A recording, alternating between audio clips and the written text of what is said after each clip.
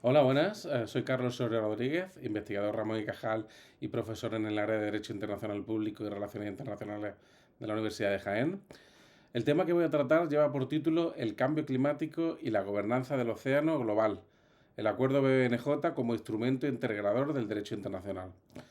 El objetivo general es el análisis de cómo el acuerdo BBNJ incorpora el cambio climático y su impacto en sus disposiciones, así como muy brevemente examinar cómo el régimen internacional del clima puede orientar su interpretación y aplicación. No obstante, para esta exposición me centraré sobre todo en la primera parte de dicho objetivo. Antes de pasar a abordar el tema en cuestión, me gustaría contextualizar varios elementos, por lo que voy a repasar muy brevemente dos asuntos. La relación entre el océano y el cambio climático por un lado y el rol del acuerdo BBNJ en la gobernanza del océano global por otro. Respecto a lo primero, la relación entre el cambio climático y el mar, el panel intergubernamental sobre cambio climático, el IPCC, por sus siglas en inglés, ha sido claro destacando la importancia que tiene el océano y su biodiversidad en informes especiales que advierten sobre los daños irreversibles del cambio climático en los ecosistemas marinos y subrayan el valor de conservar la biodiversidad para mitigar y adaptarse al cambio climático. Además, diversos estudios destacan la actividad del océano como sumidero de carbono, absorbiendo y almacenando CO2 atmosférico, ayudando a mitigar el cambio climático. Asimismo, se sabe que la salud de los ecosistemas marinos está disminuyendo por actividades humanas como la sobreexplotación de los recursos, el cambio climático, la pérdida de hábitats o la contaminación. El aumento de las emisiones de CO2 junto a otros gases de efecto invernadero, que es una de las principales causas del cambio climático, provocan el calentamiento del océano, su acidificación y la pérdida de oxígeno, afectando a especies y funciones ecológicas que a su vez generan impactos socioeconómicos significativos, especialmente para las comunidades costeras y los estados insulares. Con respecto al rol del acuerdo BBNJ en la gobernanza del océano global, primero clarificar que con acuerdo BBNJ hacemos referencia al acuerdo en el marco de la Convención de las Naciones Unidas sobre el Derecho del Mar relativo a la conservación y el uso sostenible de la diversidad biológica marina de las zonas situadas fuera de la jurisdicción nacional. El 19 de junio del 2023 se adoptó el acuerdo BBNJ, un tratado histórico para conservar y usar sosteniblemente la biodiversidad marina en los espacios marinos fuera de la jurisdicción nacional. Estos espacios representan el 64% del océano global y el acuerdo brinda la oportunidad de reforzar la gobernanza de esos espacios. Viene a intentar dar respuesta a importantes vacíos regulatorios e insuficiencias para la gobernanza en dichos espacios, como la ausencia de principios generales para la gobernanza global, la fragmentación legal e institucional o la falta de reglas globales para el uso de la evaluación del impacto ambiental en zonas fuera de la jurisdicción nacional, entre otros. Para ello, el acuerdo BBNJ incluye disposiciones centradas principalmente en cuatro áreas temáticas. La primera, los recursos genéticos marinos, incluidas las cuestiones relativas a la distribución de los beneficios. Una segunda parte, que son los mecanismos de gestión basados en zonas geográficas, incluidas las áreas marinas protegidas. Una tercera parte sobre la evaluación de impacto ambiental y, finalmente, la creación de capacidad de tecnología marina y su transferencia. Dentro de estos temas centrales, el acuerdo BBNJ también considera el cambio climático y aquí es donde enlazo con el objetivo del trabajo, en que paso a analizar cómo dicho acuerdo incorpora el cambio climático y sus impactos en sus disposiciones. En este contexto, añadir que ni el cambio climático ni sus efectos fueron explícitamente considerados en la Convención de las Naciones Unidas sobre el Derecho del Mar de 1982. Las referencias expresas al cambio climático en el acuerdo BBNJ son escasas, son 6 nada más, pero podremos comprobar que el tratado encuentra la forma de integrar la consideración del cambio climático y sus efectos de diferentes formas en varias partes del tratado. Me gustaría comenzar indicando que en la primera página del preámbulo del acuerdo, en su tercer párrafo, ya se reconoce literalmente la necesidad de abordar de manera coherente a los impactos del cambio climático en los ecosistemas marinos, como el calentamiento y la desoxigenación del océano, así como la acidificación del océano.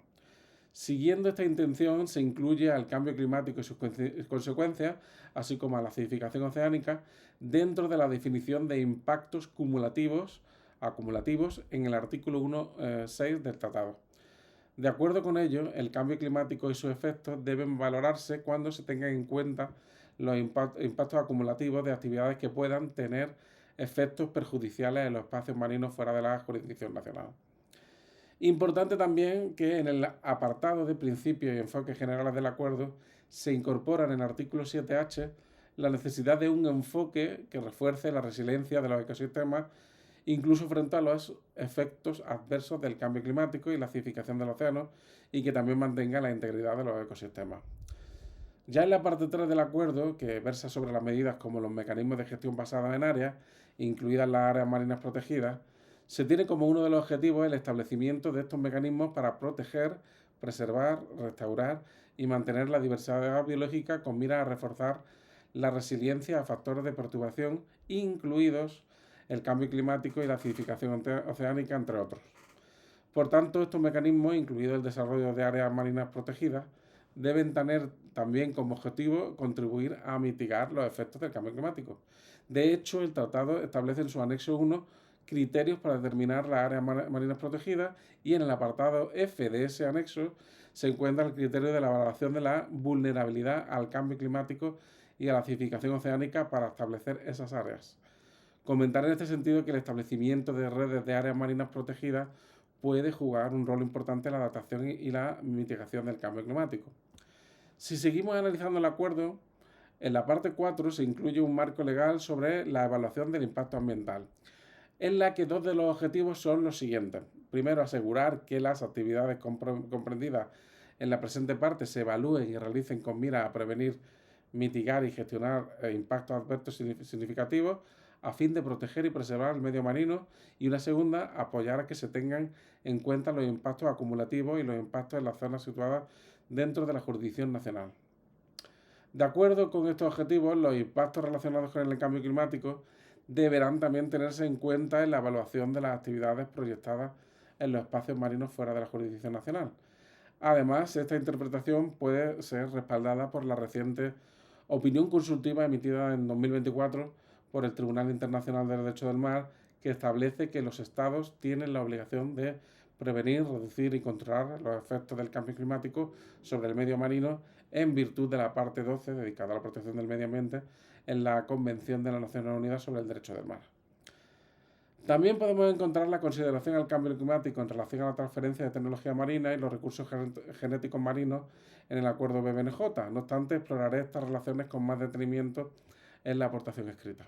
Pero como vemos, ya vemos la importancia del acuerdo BBNJ, no solo en que sirve como un instrumento jurídico dedicado a la gobernanza sostenible y global del océano, sino que también integra explícitamente el cambio climático en sus disposiciones. Esto puede traer consigo beneficios.